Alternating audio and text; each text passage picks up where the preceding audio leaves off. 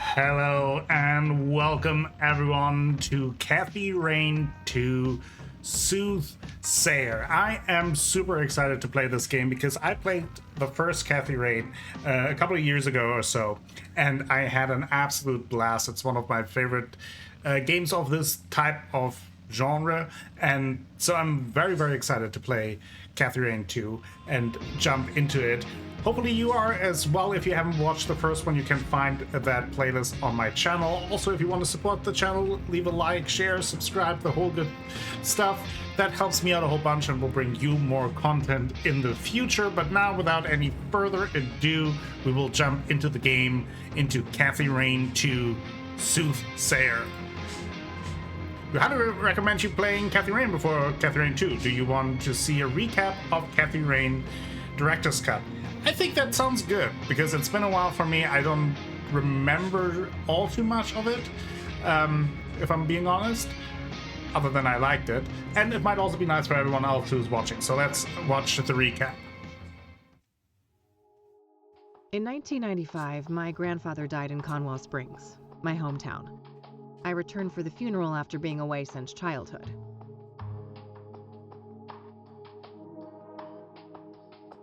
In 1995, my grandfather died in Conwell Springs, my hometown. I returned for the funeral after being away since childhood. Gotcha, so it's an interactive kind of recap. I like learned that my grandpa had been investigating strange occurrences surrounding a mysterious presence in the forest. However, something happened to him in the woods, putting him in a vegetative state for over a decade.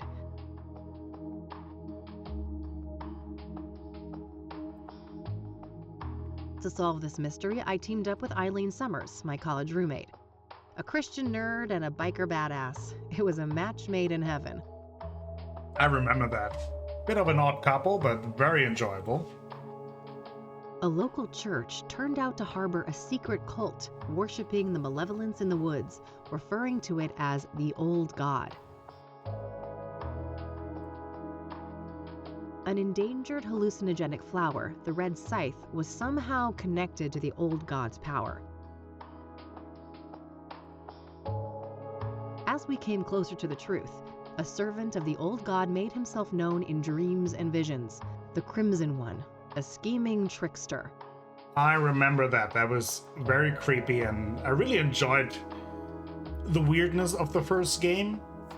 And I'm so excited to really dive in. For those who are not familiar with my content, I like to really get myself immersed into these types of games and into the story. So I try to not talk over dialogue as much as I can and really let the atmosphere breathe as good as I can, at least. So be aware of that. Things came to a head when the priest of the corrupt church, Isaac Price, abducted Eileen, intending Right. to offer her to the Old God.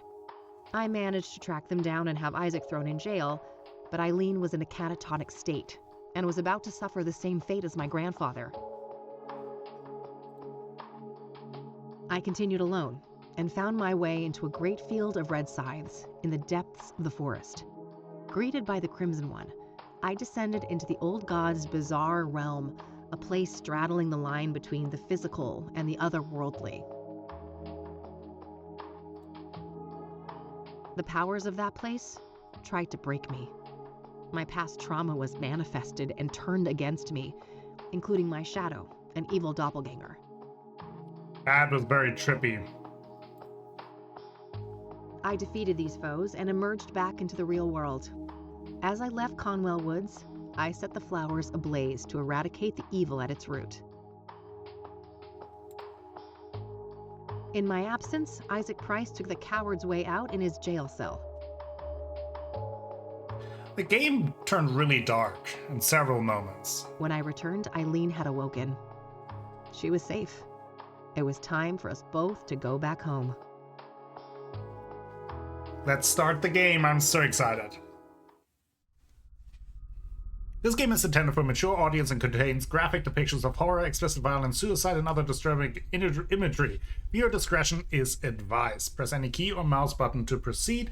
So it was totally pointless that I sped up my speech, because usually these things just disappear very quickly.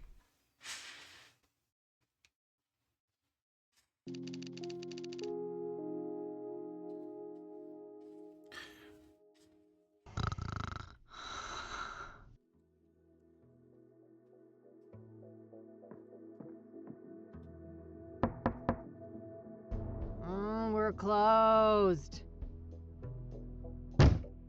For fuck's sake. Indeed, let us sleep. I like this little office that we have. We got a cat, looks like. I assume it's our office. Hey, kid. Oh, Lucas. Gee, what happened to you? Looks like somebody's been through the ringer. You should mind your own business, old man, before I bring up your ex-wife. Oh, Hey, snap. now, I'm just looking out for a former student of mine. You're always my business. Oh, I bet I am. That's the only way a has-been like you could ever stay relevant. Ha! Yeah, that must be it. Now, you gonna invite me in and just let me stand here like an asshole? Fine, come in then. You want some coffee? I got enough, old sis, thank you very much. That brew you make is rancid. Oh, I did that on purpose. I wanted to do detective work, not dumb chores like some air-brained secretary. Feigning incompetence, huh? Clever move. I guess so. I just wish that shrewdness of mine could make me some money. There's my segue. Did you hear the news on the Soothsayer? I never took you for a sucker, Lucas. This is Cassidy. There's no way that reward is legit. You're wrong. Mayor Adams is different. He's the real deal. And you know this how exactly? Well, because it just so happens that I was hired to find dirt on the guy. I got nada. Zip. He's a total Boy Scout. Whatever. We're still talking about a serial killer. Do I look suicidal to you? Kinda. You passed out at noon, stinking of booze, and that eviction notice hanging over your head isn't doing you any favors. Gotcha. That's none of your concern. I'm handling it. I just need a goddamn case. A normal case. Free of homicidal maniacs. Don't know what to tell you, kid. Things are looking kinda dry on that front, you dig? Oh, God. Please don't try to sound hip, Lucas. Your Dick Tracy imitation is cringeworthy enough. I suppose you could always pawn off that bike of yours. Buy you another month or two. Oh, Tell him, Mildred. exactly, Mildred. Lose the Catmobile? I'd rather chop off my left tit. I may be a has-been, but I'm fairly sure that self-mutilation won't do you much good. A couple $100K, on the other hand. I love money just as much as the next girl, but, I mean, this isn't just a long shot. It's about as likely as Mildred turning vegan and taking up juggling. Come on, one more case, for old time's sake. 50-50 split. How could anyone beat my rugged charm and your youthful vigor? Lucas, we both know you're about as charming as a clown at a funeral, and the last time I saw my vigor was 3 tequila bottles ago. All right. I know what I'm beating. I'll drop it. Look, thanks for the tip. I might actually take a shot at that bounty, but you need to accept that we're not a team anymore. We had a good run, but I have my own thing going. Look, see? My name is on the frosted glass and everything. I can respect that. You're not allergic to a little quid pro quo from time to time, though, are you? Now, that I can do. That's how the world works anyway. It's all just an endless circle jerk of quid pro fucking quo. Yeah, pretty much. I don't quite see things that way. But my door is always open if you'd like to discuss the case. Sure. May the best woman win. Heh. You telling me I'd look good in a dress? Later, kid. Bye, Lucas. See you around, chump. The Soothsayer. Well, it's not like I have anything better to do. I should have information on the Soothsayer somewhere in this room. All right. Very interesting. So we are in financial trouble. That is what we learned. It sounds like the Soothsayer is some sort of serial killer. Very, very interesting. So first of all, let's check in with Mildred. Who's the best fluff ball? Mildred, of course. Couldn't agree more. Okay, we got the cat tree. Kind of getting familiarized with the controls again. Mildred's abode.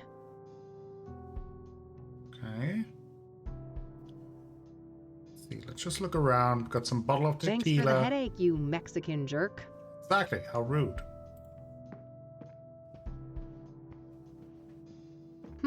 Yeah. Maybe there's something about the killings in these papers. Yeah. That might be helpful. All right. I found a few interesting articles about the most recent murder. Oh, that's actually good. I wasn't really looking for the answer yet. Maybe there's more. Okay, we have lockpicks, we have a zipper lighter, a notebook. I call her Judy, the most stunning lady this side of the Mississippi. She's my electric go-to gal when things get rough. Awesome. A zipper My lighter? lighter. Used to belong to my dad, but now it's mine. Plenty of fuel inside. My expert lock-picking set. Not many locks can withstand these little fellas.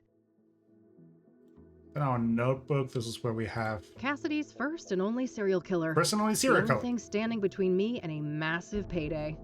All right. Seems to be our... I should read through the articles about the Soothsayer I found in here. Let's look around first before I read them. I just want to kind of get a sense of our What office. bills? Never saw those. Nope, no siree. Nope, there's nothing. I don't see anything. Okay. There's the phone book. The yellow pages. Handy for looking up people and businesses.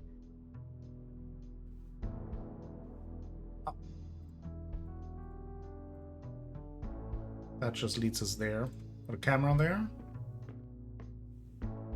I should grab this in case I need to snap some shots. That will be helpful. By the way, Kathy looks badass. Love it. Thankfully, I don't need to make any calls right now. Every time I pick that thing up, I pray there's still a dial tone.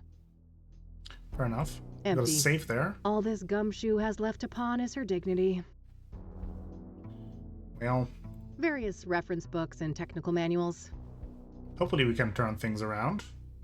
My biggest fan, as depressing as that is. I was about to make the same joke, so I'm a little bit mad that she took that away from me. The city we're in, unfortunately. Just outdated casework. Can't bring myself to take them down. Okay. My private investigator's license issued Nice. last year. I was worried how Lucas would react, so I applied for it behind his back. I couldn't have been more wrong, though. That old fart has been nothing but supportive since then. That is awesome. He sounds like a nice guy, which obviously makes him suspicious to me immediately.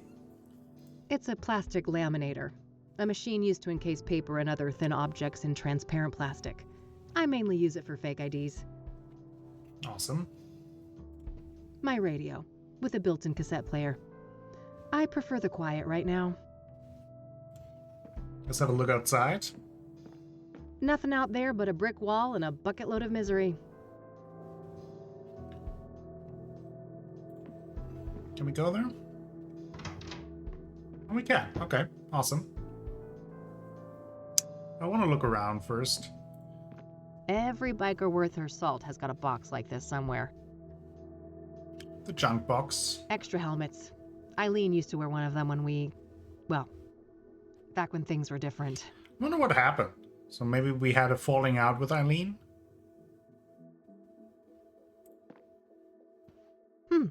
This might be useful. Picking up a makeup brush. Love it. Eileen and me, before Rain investigation started going downhill. We worked great together, didn't we? I wish things didn't have to go the way they did. Okay, so it sounds like we worked together here in this private investigator office. So whatever fallout there was has to be kind of recent. Nah, I'll live with my current face. Keeps me in perfect timing. Oh, nice one. I better not open that. Wouldn't want the mold to spread. Yeah. That's what you use your fridge for, to contain the mold. A postcard left by Jimmy Cochran, that strange old geezer I met at a mental institution a few years ago. He was discharged a year after we met, and for some reason he seems to think I had something to do with it. Is that the guy? Did we meet him in the first Catherine? It's been so long. So please feel free down below if I miss like a reference to the first game or anything like that to just point that out. Obviously no spoilers for this game, but if there's something where I'm just like, I'm not sure, or I'm just not even mentioning it and it's a person that we met in the first one, feel free to just comment down below. Would love to hear about that, because it's been a while. Various spices and condiments gathering dust. No time to do the stupid dishes. I've got a case to solve. Standard electric oven. Barely used. Okay. Just want to get a good sense, so I also know that if there's something coming up, something that I need to solve, that I know what is at my disposal. It's a photo I took of the West End Bridge here in the city back in the day. Teenage Kathy had one of those artsy photographer phases. But also it gives me an idea of what has happened in no between fun the games. Alone and sober. My walk-in closet. It's a real mess in there. I better not open the door or I'd risk spilling all sorts of shit out here. How's it hanging, Lampy? Good old Lampy. Still same old Cassidy. City of Gleam. I better put that away later, for Mildred's sake. That little rascal has proven that yes, cats can get drunk. Oh. I shouldn't need to bring that. There's storage on the bike if I need it. Maybe later. The red one goes better with this set. Manhunt. I prefer their old material, but their latest album wasn't half bad. Oh, Cryptic Chaos. Can't wait till they're back in town. Okay. Yeah, I figured the room needed some extra groove. I wish, but if I don't shape up and get some work done, I'm gonna end up sleeping somewhere way less comfy. Kathy will automatically go to bed when you have completed all daily tasks. Okay, good to know. Alright, let's check out the newspaper. Or actually, that's... My trusty makeup brush, an oh so important Have a look part at of that. stopping my face from making children run and scream. My Michiru instant camera. It's loaded with plenty of film. Okay, now let's have a look at the newspaper articles. Deborah Sinclair. Okay, the Cassidy Tribune, Wednesday, May 19... I didn't see the year earlier, so if you wouldn't mind commenting that down below, that would be helpful. Soothsayer targets best-selling author. Cassidy serial killer hits high-profile victim. At age 49, the one and only Deborah Sinclair was tragically taken from us. She was stabbed to death on May 8th in her iconic cabin. The chilling signature mirror left on the scene made it clear that she had become yet another soothsayer victim. So that's the cabin. We're told by sources in the Cassidy Police Department that there was no sign of a break-in and no items of value were stolen. The cause of death came as no surprise: acute blood loss caused by sharp force trauma. The circumstances surrounding this crime are strikingly similar to the original casualty of the Soothsayer, Rose Taylor, also a middle-aged woman stabbed to death in her home. This makes 5 victims in 3 months, and the lack of resolve on the case is starting to anger the citizens of Cassidy. Mayor Adams gave the following statement on May 11th. I'll be the first to admit that I hoped to see swift progress concerning these killings. We plan to evaluate more radical measures in the coming weeks. The chief of police had no comment. Let's see. Rivera's mural finish. Renowned muralist Julio Rivera's latest masterpiece finally adorns the city center, weaving a visual narrative of resilience, aspiration, and hope. So it sounds like this is now 5 victims already. That's quite a lot. Final Cassidy mine closed on May 11th. The only remaining active mine in the greater Cassidy area ceased its operations, marking the end of an era. One cannot help but wonder if the City of Gleam will be able to find a new identity and fill the void that its most lucrative industry left behind. Grand opening, Marnie's dock strike continues. The city docks remain silent as workers' strike enters week 3. Talks between union leaders and management have stalled, causing significant disruption to trade on the Mississippi. Science Fair, winners announced. Bright young minds converge at the annual City Science Fair last weekend. Maria Chen, 15, secured top prize with her innovative water purification device, marking a promising step towards a cleaner, greener future. Okay, anything else? Soothsayer viciously murders Deborah Sinclair. The famous writer's life has met an abrupt end. Okay, Sinclair with her signature Yarpon tea. We are devastated to report that the fifth victim of the Soothsayer was none other than acclaimed author Deborah Sinclair, one of the most recognized faces of Cassidy. Loyal readers of Sinclair may realize that the previous victim, Jane Doe, was slain on the publication anniversary of Storm Chaser, one of Sinclair's classic novels. A simple coincidence, or do these murders have a deeper connection to the author? The murder occurred in Sinclair's famous writer's retreat near the border of the national park. The National Park Service, NPS, was first on the site and is currently in control of the crime scene. As the NPS lacks the necessary training and resources to conduct murder investigations, we should expect that the crime scene will soon be handed over to the Soothsayer Task Force at the KPD. For now, the body has been transported to a city morgue, awaiting clearance for pathological examination. Chief Ranger Samuel Walker had the following comment: "We are still establishing all of the facts surrounding this crime. Please be patient. We all want to do right by Deborah." Deborah Sinclair was a longtime friend of the Gazette and led a prolific life with more than 30 novels published during her lifetime. On this day, we mourn the loss of a cultural icon, and we pray that her death will be the last of the hands of a vile soothsayer. Interesting. The iconic statue of Founder Square was defaced last night with anarchist propaganda sprayed across its base. Authorities are investigating a worrying link to the ever-growing sprawl, Cassidy's equivalent of Los Angeles' infamous Skid Row.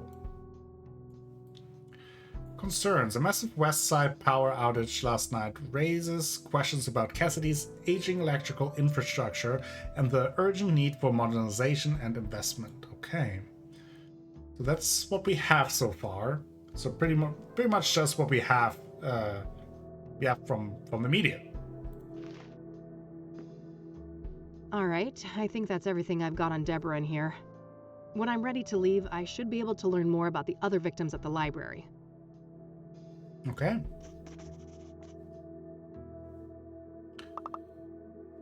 I think with that we might be ready to leave.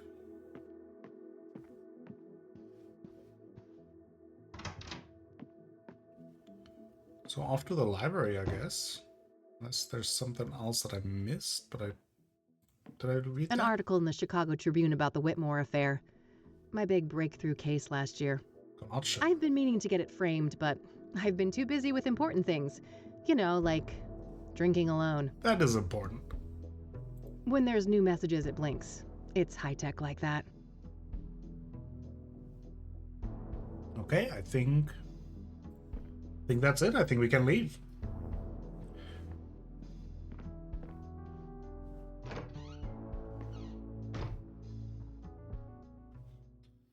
Let the case unfold.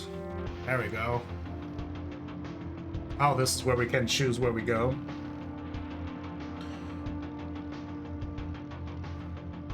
Like the music. City Library. All right, off to the library.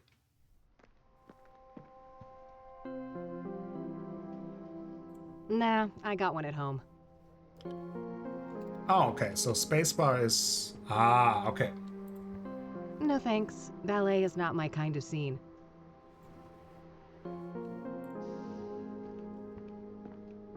A plaque with some prominent donors. Interestingly, Deborah Sinclair is listed here. That is interesting. So apparently if there's a Makes fire, sense. I'm supposed to run through those gigantic double doors 10 feet away. Phew, I'm saved. That is, I mean, it makes sense that a famous local author is also a donor to the library, but good to know. That an actual avocado tree? Sure looks the part. Ugh, plenty of bad memories from this place. Being forced here for school was the worst. The old librarian lady was the meanest hag you could imagine, and she had it out for me from the start. A workstation for the librarian. If I need to search for books, I could use the computer down the hall. Let's talk to the librarian.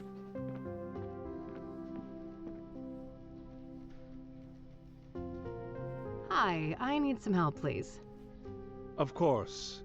How can I be of assistance? Let's first ask about Deborah Sinclair. What do you know about Deborah Sinclair? Quite a bit. Do you have a more specific line of inquiry? Sure. So what do you know about... Actually... What kind of books did Deborah write? What kind of books did Deborah write? She dabbled in many different genres over the years, but her main bulk of work could probably be defined as horror, mystery, or a combination of the two. Okay. Afflicted, Dead Ends Meet, and the Jenny Payne trilogy are some of her most well-known titles. Huh, okay. Was she working on a new book when she died? I believe so, yes. But I don't have any details to share. Okay, I wanted to start things light. So she was popular, right? Was Deborah a popular author?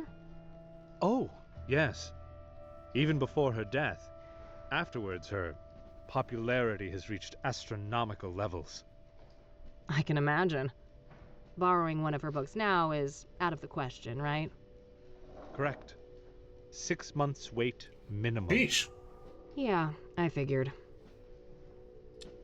Do you know anything about Deborah's private life? What do you know about Deborah's private life? She had quite an interesting life. Adopted as a child, and her adoptive father, Sebastian Willis Sinclair, was an accomplished author in his own right. Deborah's birth mother was a young homeless woman, and her father was a Native American. Deborah spent much of her life trying to track down her biological father, unsuccessfully. Perhaps in some part, due to her roots, Deborah's books have often contained subject matter inspired by Native American religion. She was childless and unmarried when she passed away. Rumors say she was gay, but God knows tabloids are quick to jump to conclusions. I don't think she ever clarified that matter to the public. If you are curious to learn more, I would highly recommend her acclaimed autobiography, Unbound. Oh, I might check that out. Thanks for the information. That is good to know. So, autobiography Unbound. Quite the interesting life that she lived. What do you know about the murder? I believe she was killed at her writer's retreat, stabbed to death. The police say the MO was similar to the other victims, with the shattered mirror and all that. Where's this writer's retreat located exactly? There's an area called Bear Creek, just on the border of the national park. Sinclair owned a small cabin there. All right, got it. That's a decent drive, so I think I'll head out there tomorrow. New location added. Okay, we can check that out tomorrow. What do you know about the Soothsayer? I'm looking to find some information on the Soothsayer. Ah, quite a few people have taken an interest in that case lately. That's not surprising. That's so. Well, I'm not scared of a little competition. So, you got anything for me? Yes, I would direct you to the microfilm viewer at the end of the hall. We have full scans of all of the major newspapers dating all the way back to the 50s. Perfect. I should be able to browse those for some articles about the murders. Indeed. If I may ask, what is your own interest in the case? You probably heard there's a reward, right? I'm a PI, and money is tight, so... I see. I suppose we each have our own ways to make a living. That was a little bit of a judgmental tone that he took on there. Okay. Thanks. I'll come back if I have more questions.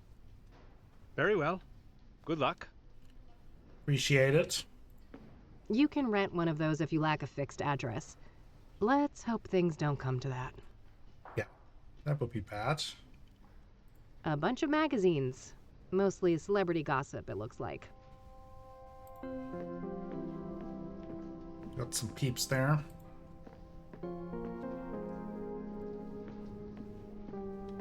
If I need a book, I should use the computer. Some local hero from the Civil War, I think? Well, either that or Beethoven. That guy gets around.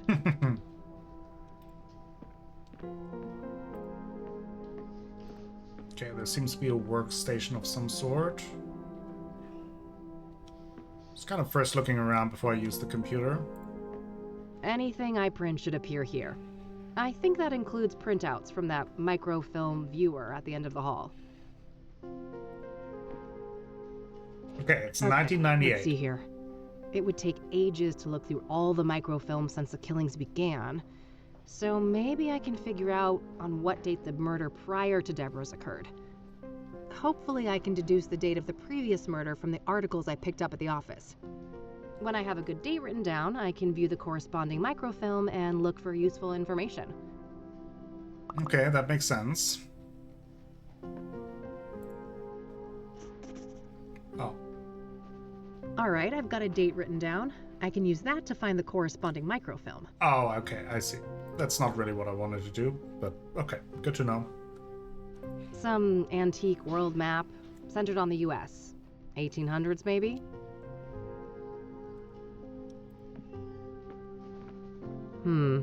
No.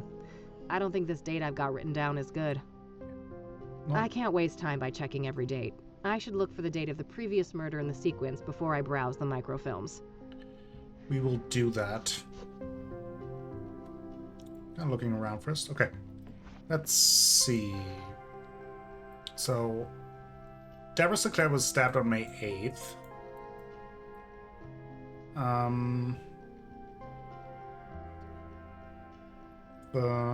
Similar to the original casualty, but we don't have a date there. There's something here.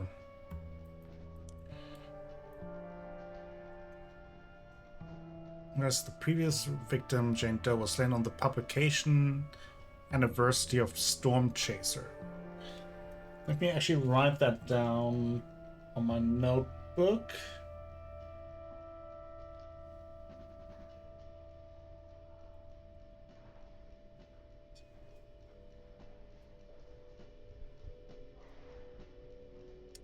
Storm Chaser anniversary, maybe that's something. Crime scene.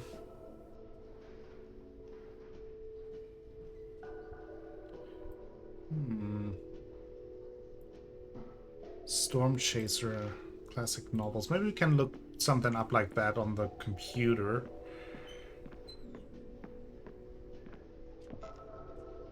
Let's see. Yeah, let's go Storm Chaser. So on the anniversary of Storm Chaser, and that was on 4/25. Storm Chaser is an epic tale of a Native American warrior who sets out on a great quest to save his tribe from American settlers in the 1800s. So that was 1987. So let's just double check with what we have here, what exactly it said. Was slain on the publication anniversary of Storm Chaser, one of Sinclair's classic novels. So are we assuming this year? Right. So it would be April 25th, the Saturday.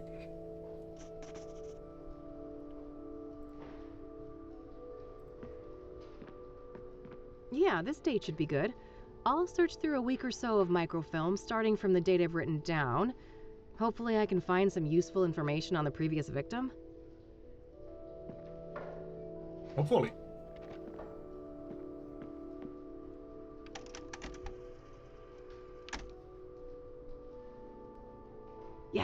There we go.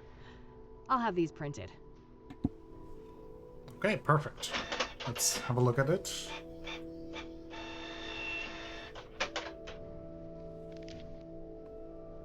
All right, rinse and repeat. I should try to determine the previous microfilm date based on the information in these new pages.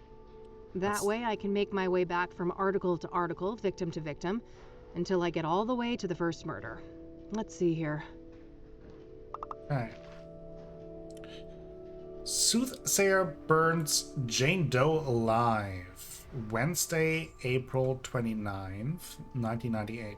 The infamous Soothsayer has cranked up the heat on his killing spree, as the latest victim, a young woman in her early 20s, was determined to have been brutally burned alive on Constance Hill. The death occurred on the night of April 25th. Due to the state of the remains, Jane Doe's identity has been difficult to ascertain.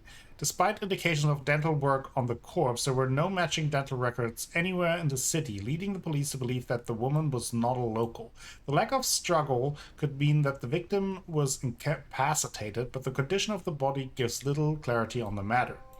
Picking a public site like this was a risky proposition for the soothsayer, but he may have banked on the fact that distant witnesses would assume that the fire came from the nearby fire pit.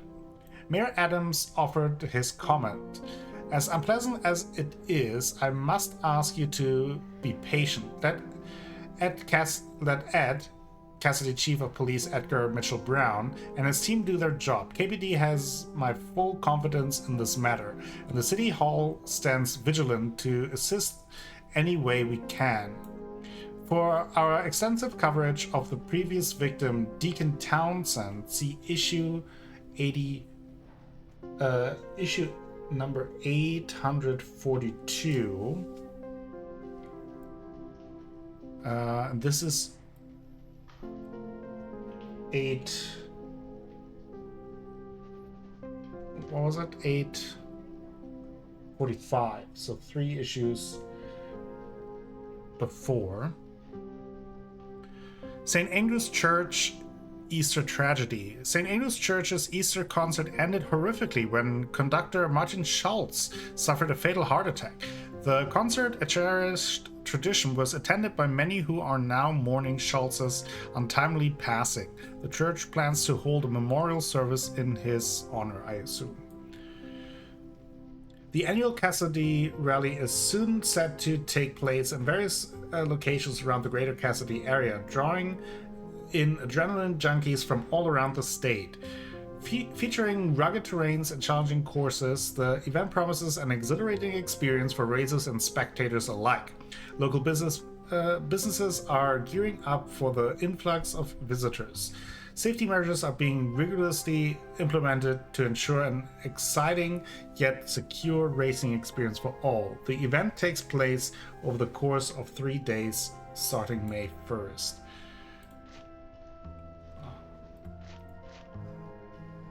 That is Monday, April 27. Oh, that is... Oh, that would be probably the issue 842, right? It doesn't say here. Just kind of checking. Okay. Soothsayer strikes again. Task force established. The Soothsayer has claimed a 4th victim, an unidentified woman estimated to have been 18 years old. Her charred remains were found on the outskirts of Cassidy near the overlook at Constance Hill. The cause of death is yet to be determined. The Soothsayer victims do not seem to share any obvious similarities in terms of gender, age, occupation, or social class, and the killing methods, location, and disposal of the bodies are all different. However, the killings have all occurred within the greater Cassidy area over a period of 3 months. Let's write that down. 3 months.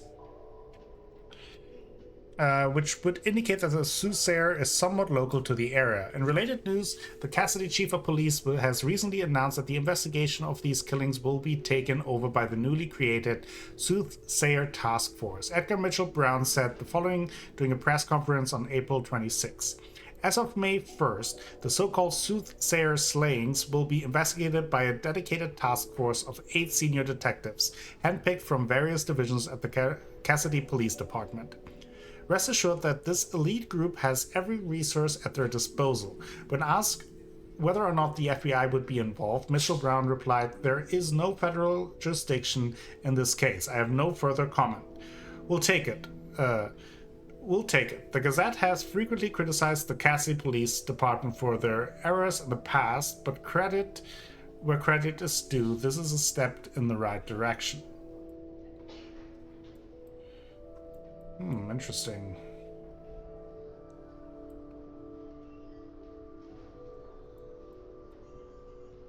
Now,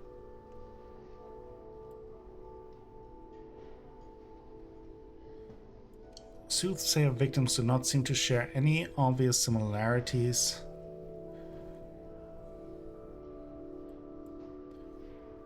Over a period of 3 months. Somewhat local to the area.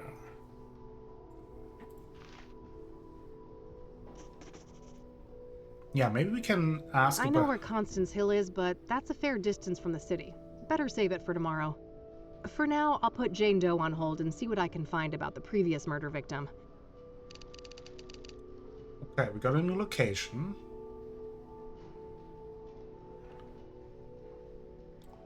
This is on Jane Doe.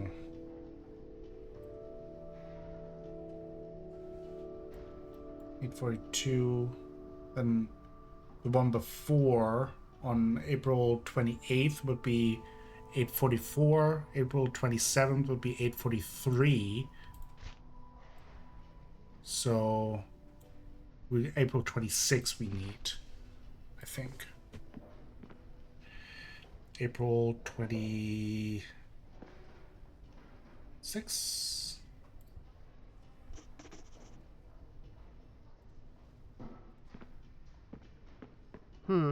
Worth a shot? And so too. That's where they talk about the extensive coverage. I was hoping to find issue number 842 here. I guess the Sun is not a daily paper. Oh, and Jane Doe died on April 25th to boot, didn't she? That's the day before this. Seems unlikely that the murders were that close. Okay, it's not a daily paper. So, do we know which issue this is?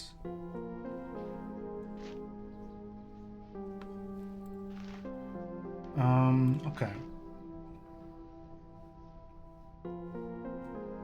So maybe it's a weekly. So it would be maybe this is weekly. Let's see on the calendar. That was 29th. So this would be 844 then, 843, 842, April 8th.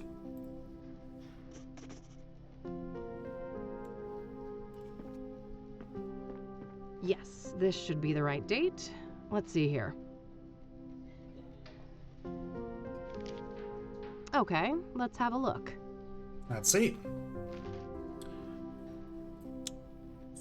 Soothsayer stages suicide of prolific deacon. We're sad to report that a third member of our community has been taken out by the so-called Soothsayer, who appears to be Cassidy's first serial killer. The victim's name was Benedict Townsend, age 51. Our sources say that his death occurred on April 3rd, and that Townsend was likely murdered in a staged suicide by hanging. Townsend served as a deacon at the King of Kings Catholic Church, an old congregation dating back to the early 1900s. He was a beloved figure in the community, well known for his voluntary work. Reverend Hugh Winters, the pastor of the King of Kings, had the following to say: "My heart aches for Ben's soul and everything he had left to give to the world, but I take some comfort in the fact that he is with the Lord now. And for the person or persons who did this to my friend, know that there will be a reckoning. Murder is a sin most vile, and God sees all. The King of Kings remains open as the crime occurred in the adjacent rectory building. However, the rectory will remain under lock and key until properly consecrated. Deborah Sinclair book set for Hollywood adaptation. Oh, that is interesting. Cassidy's own author, Deborah Sinclair, is making waves as her best-selling novel, Thorns of Wild, is slated for movie adaptation. Sinclair made the following statement: It's about time Hollywood hasn't been quick to recognize the cinematic potential of my work, and I sincerely hope this marks the beginning of a great collaboration. And to my fans out there, rest assured that I will retain full creative control. I won't let anyone ruin my babies. Let's write that down. Thorns of the Wind. So maybe we have to look that up. Chief of Police phone hacked. Unidentified phone hackers, so-called freakers, hijacked the phone line and prank called the Chief of Police last week, shouting obscenities and sexual innuendos. According to a statement by the chief, their motive appears to be retaliation for the police raid on the CyberShack internet cafe last month. Wait Industries opens new factory amid controversy. Wait Industries' new factory complex in the city has opened, promising thousands of jobs. However, the company's anti-union stance has sparked criticism. Rumors of backroom deals quieting the unions are rife, leading to a divided public opinion. While many welcome the economic boost, others question the long-term implication for workers' rights and the integrity of the deal-making process. Soothsayer linked to 3 murders. Serial killer on the loose. 3 killings in 2 months, connected by foreboding signature. Deacon Benedict Townsend, age 51, was found dead early on April 4th in the rectory of the King of Kings Catholic Church. The cause of death was determined to be hanging, but suicide has been ruled out by KPD. An anonymous police source said the following to say: somebody else was involved. The position of the body and other logistics don't add up if he was alone. The scenario is eerily similar to that of Eric Holloway, the postman who met his demise on that ominous full moon night last month. Full moon. His death was initially treated as a suicide, but later revised to homicide.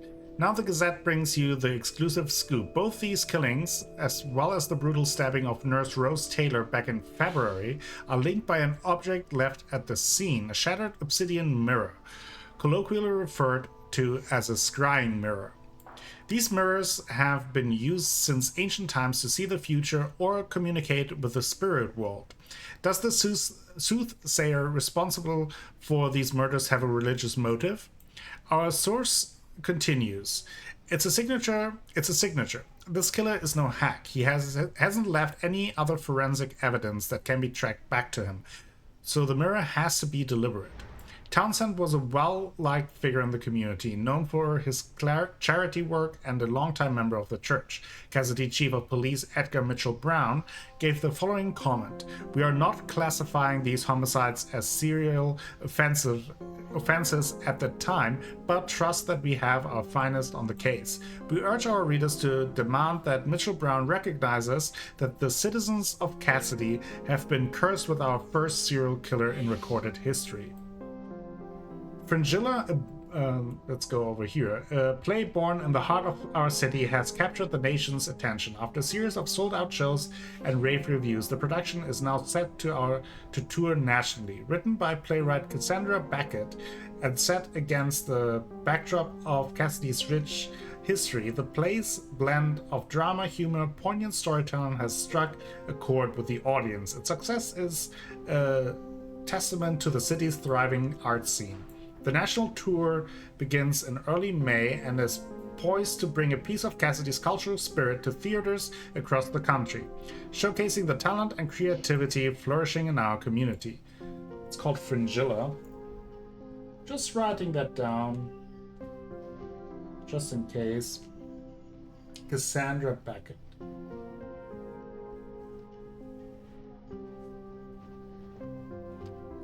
with an E. Okay. So, we got Benedict Townsend.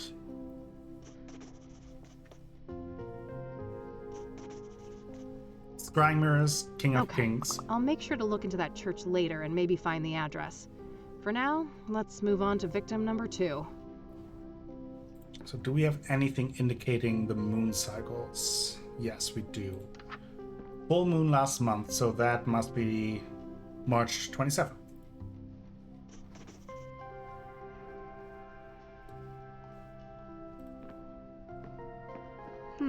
I'm on the right track with this date, but I think I've got the full moon and the new moon confused. Oh.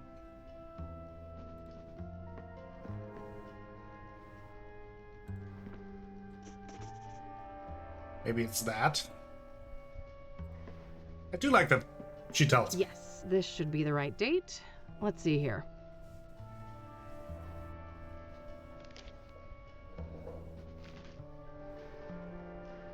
Prominent suicide morphs into homicide. Initially reported as a suicide, the death of Eric Holloway on March 12th has been officially reclassified by KPD as a homicide. Since this public death occurred, multiple reliable witnesses have come forward claiming that the victim was pushed off the roof of the building at 4 Verdant Street.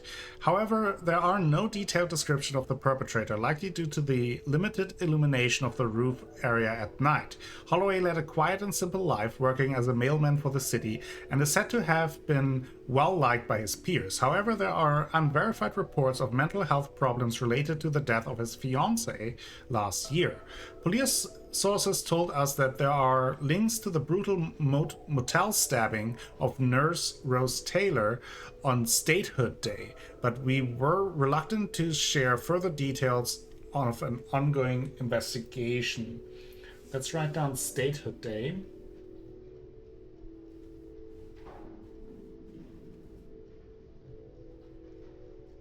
Okay.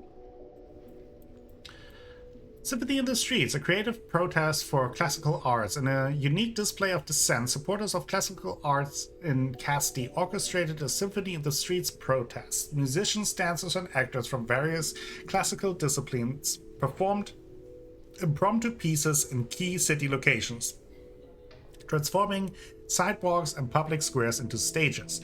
The harmonious yet powerful act was designed to draw attention to the need for balanced support of classical arts. Passerby were treated to scenes from Shakespearean plays, excerpts from famous ballets, and live classical music performances.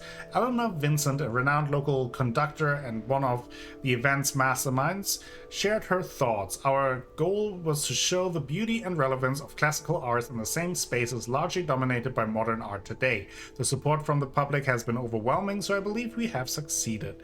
The event, both a protest and a celebration of classical arts, served as a reminder of the genre's enduring impact on the city's cultural identity. The Gazette has reached out to Mayor Adams for comment. Let's write down Eleanor Vincent as well. Eleanor Vincent. I'm not sure if any of that means anything, but for now, let's just take some notes. Police raid Cybershack. We heard about that. The Cassidy Police Department has conducted a raid on the popular Cybershack internet cafe in connection with the traffic light hacking incident that occurred last month. The operation, part of an ongoing investigation into the sophisticated cyber attack that caused citywide traffic chaos, led to the seizure of several computers and electronic devices. Authorities have not released details on specific suspects, but confirmed that the raid was a significant step in the case. Celebrity chef Marco Durant recently unveiled Fusion on Fifth, a new restaurant blending Asian and Western cuisine, promising an exciting and modern culinary experience. The restaurant is planning a grand opening on April 20th, but you may struggle to find a table. Durant has announced that they are booked in full until June. grim fall under the full moon. On Thursday, March 12th at roughly 8 p.m., a 32-year-old man leapt from the roof of a 4-story apartment building at Verdun Street, instantly killing himself on the pavement below, making a grisly spectacle for neighbors and bystanders alike. Friends and neighbors claim that the victim had struggled with the death of his girlfriend, but no suicide note has been recovered. Events like this reiterate that mental health and grief counseling should be a national concern, with more resources available for vulnerable people in crisis. If you or anyone you know is having suicidal thoughts, you can reach the National Suicide Hotline at 555-922-922, available 24/7. Wade Empire heiress takes over Wade Industries. To the surprise of many, Erica Wade, let's write, because we read about Wade Enterprises a lot. Erica Wade. To the surprise of many, Erica Wade, heiress of the billionaire Wade family, was recently appointed as the new CEO of Wade Industries. Erica replaces her father, Charles Wade, after an impressive tenure in the role spanning over 3 decades. Charles Wade has been expected to step down for some time, due to persistent rumors of him suffering from late-stage Alzheimer's disease. However, the choice of Erica Wade is unconventional, primarily due to the lack of management experience. One of Erica's first acts as CEO was to conduct a dramatic reshuffling of the company's senior management. Our sources tell us that the Chief Operating Officer and Chief Financial Officer have been replaced, with potentially more to come. In a recent press release, Erica defended her actions as necessary for the company's future. Changes in leadership are essential to drive Wade Industries towards innovative and sustainable growth, she said. We are aligning our team to better meet the challenges of our dynamic industry in the turbulent times. Despite her reassurance, the high-profile changes have only added to the uncertainty surrounding the company's direction. Stakeholders are now watching closely to see how these strategic moves will impact the company's performance and whether Erica can navigate Wade Industries through this period of upheaval and restore confidence among investors and staff. Sources close to the matter suggest a more sinister course of events.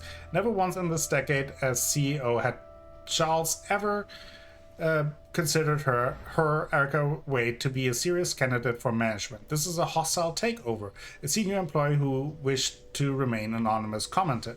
At market close yesterday, Nasdaq share prices for Wade Industries dropped 18 points, marking one of the most significant single-day declines in the company's history. City University, as its vice chancellor, Dr. Helen Baxter, was forced to resign amidst fraud allegations. Accusations of misappropriating university funds. Baxter faces criminal charges, raising serious concerns about KCU's governance and lack of oversight. Rare bird spotted. Birdwatchers and ornithologists alike are flocking to City Park after the rare crimson-winged finch was spotted, drawing attention to the local biodiversity. The species was thought to be entirely extinct in the US, making this site an extraordinary historical event. Very exciting. So we got Eric Holloway here. Eric's address isn't too far away, but I should learn all I can here before I visit any of the crime scenes. I agree. Coming up last, the very first victim of the Soothsayer. So let's see if we can find Statehood Day. February. Statehood Day. There you go. My mouth is already dry from all the reading. But we gotta do it.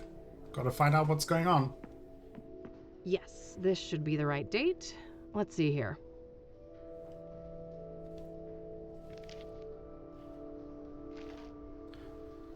Satanist responsible for motel slaughter?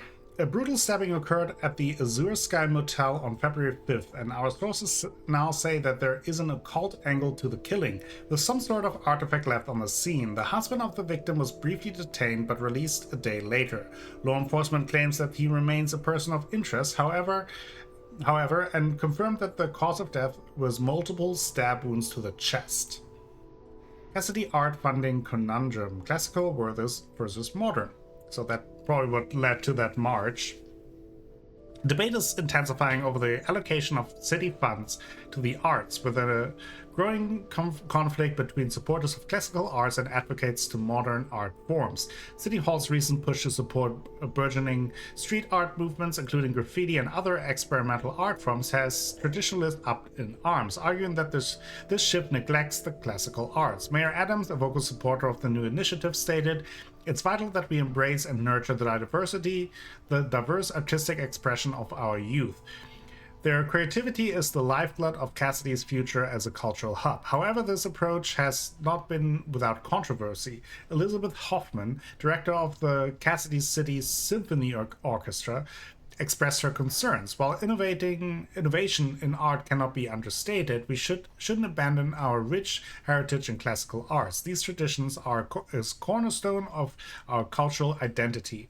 The debate has sparked a broader conversation about the evolving nature of art and its place in society. Jackson Miller, a local street artist, argues art is constantly evolving. The city's support for modern art forms reflects the changing dynamics of our community. On the other hand, patrons of the classical arts feel marginalized.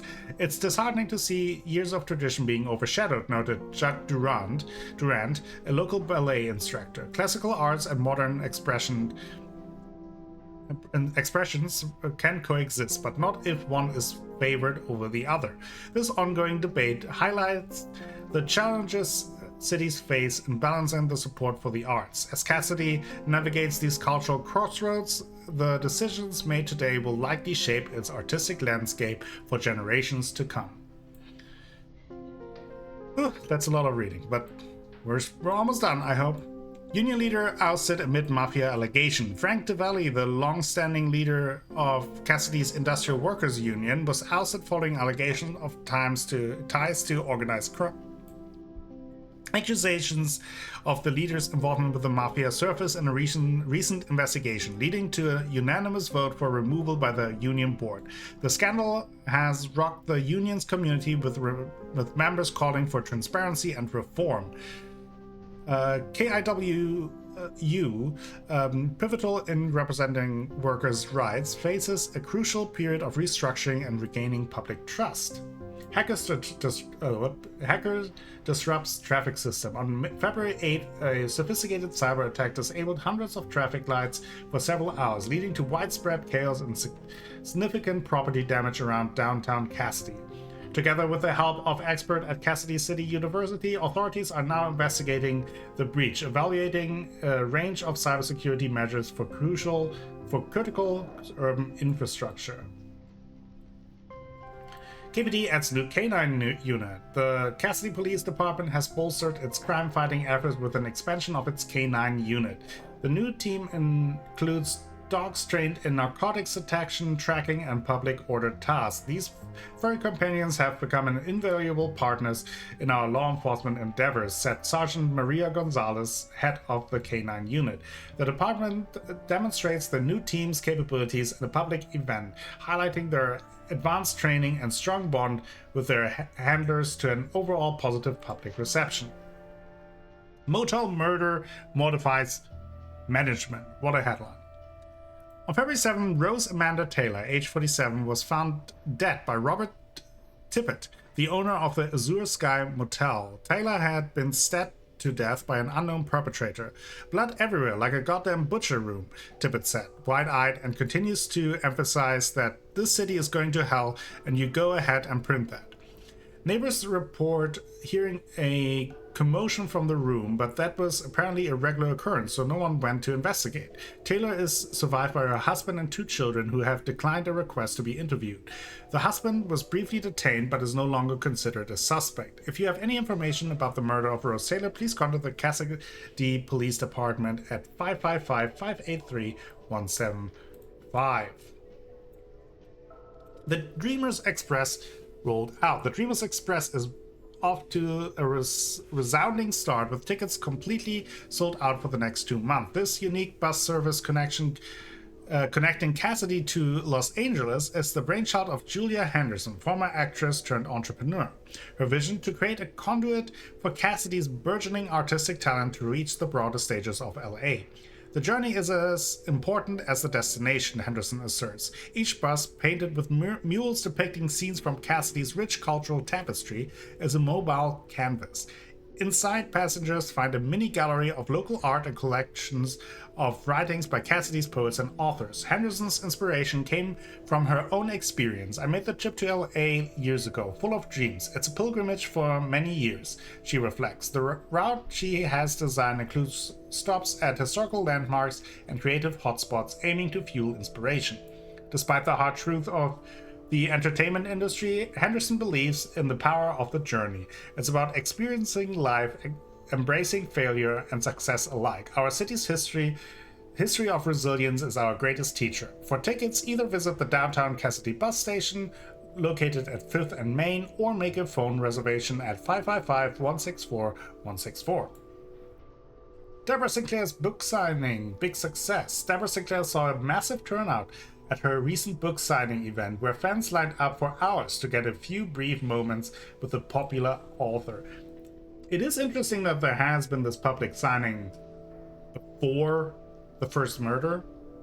Is there a connection? I don't know.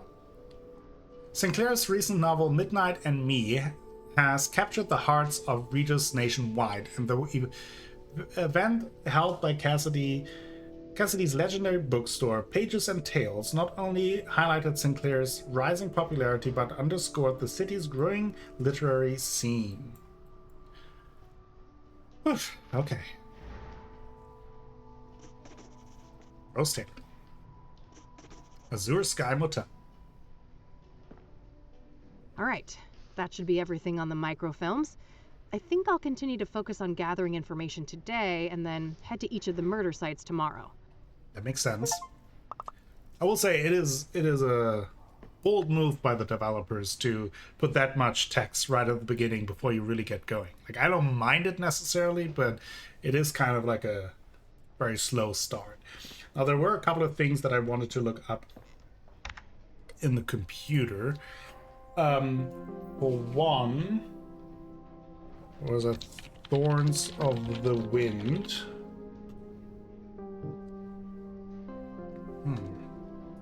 What if, what's her name? Deborah?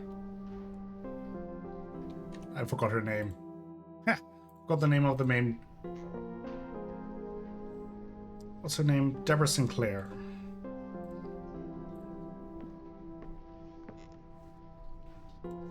The one name that I didn't write down.